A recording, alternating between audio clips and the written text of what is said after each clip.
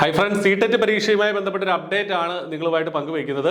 അപ്പോൾ സി-ടെറ്റിന്റെ ഫെബ്രുവരിയിൽ നടക്കുന്ന ഈ പരീക്ഷയുടെ ആപ്ലിക്കേഷൻ ഡേറ്റ് ഒക്കെ കഴിഞ്ഞിരുന്നു അല്ലെ, 18-ാം തീയതി ഡിസംബർ 18-ന് ആപ്ലിക്കേഷൻ ഡേറ്റ് കഴിഞ്ഞിരുന്നു.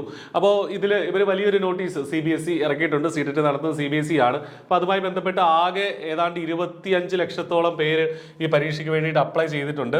അപ്പോൾ അതിൽ കുറച്ച് പേർക്കൊക്കെ ആപ്ലിക്കേഷൻ കംപ്ലീറ്റ് ചെയ്യാൻ പറ്റാത്ത കുറേ ആളുകളുണ്ട് എന്നുള്ള കംപ്ലയിൻസ് ഒക്കെ ഈ CBSE അടുത്ത് എത്തി. അതിൽ തന്നെ CBSE പറയുന്ന ഒരു കാര്യം, 3.5 ലക്ഷം പേരും 4 ലക്ഷത്തിലധികം പേരാണ് അവസാനത്തെ 2 ദിവസങ്ങളിലായിട്ട് അപ്ലൈ ചെയ്തതെന്നുള്ളതാണ്. അപ്പോൾ അതുകൊണ്ട് തന്നെ ഈ പറഞ്ഞ ഇൻകംപ്ലീറ്റ് ആയിട്ടുള്ള 1,61,000 ഇൻകംപ്ലീറ്റ് ആപ്ലിക്കൻസ് ഉണ്ടെന്ന് പറയുന്നു.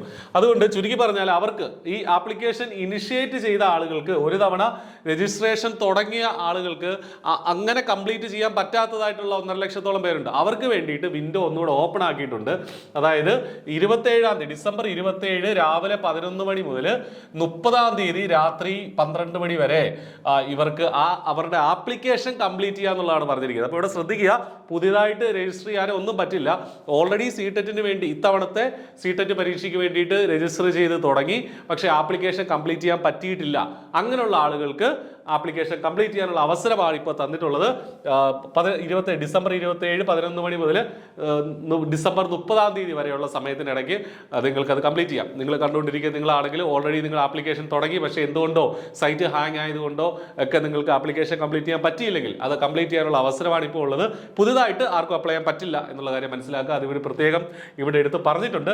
അവർക്ക് തന്നെ ആ കാൻഡിഡേറ്റ്സ് ഇത് കറക്റ്റ് ചെയ്യാനുള്ള ഓപ്പർച്യൂണിറ്റി ഉണ്ട് എന്ന് പറഞ്ഞിട്ടുണ്ട്. അതായത് ആപ്ലിക്കേഷൻ ജസ്റ്റ് സ്റ്റാർട്ട് ചെയ്തു, ഫൈനൽ സബ്മിഷൻ നടത്തിയിട്ടില്ലാത്ത ആളുകൾക്ക്, ഫൈനൽ സബ്മിഷൻ നടത്തിയവർക്ക് എന്തെങ്കിലും കറക്ഷൻ ഓപ്പർച്യൂണിറ്റി ഉണ്ടോ എന്നുള്ള കാര്യം ഇതിനകത്ത് വ്യക്തമല്ല.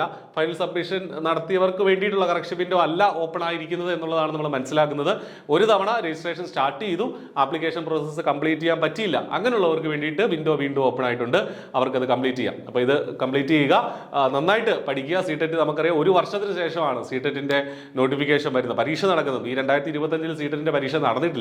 2026 ഫെബ്രുവരിയിലാണ് പരീക്ഷ എന്നുള്ളത് നമുക്കറിയാം. നന്നായിട്ട് പഠിക്കുക. കോച്ചിങ്ങിന്റെ സഹായം ആവശ്യമുണ്ടെങ്കിൽ i+ നിങ്ങൾക്കൊപ്പം ഉണ്ട്. താഴെ കാണുന്ന നമ്പറിൽ വിളിക്കുക, അല്ലെങ്കിൽ ഗൂഗിൾ ഫോം ഫില്ല് ചെയ്യുക. All the best. Thank you.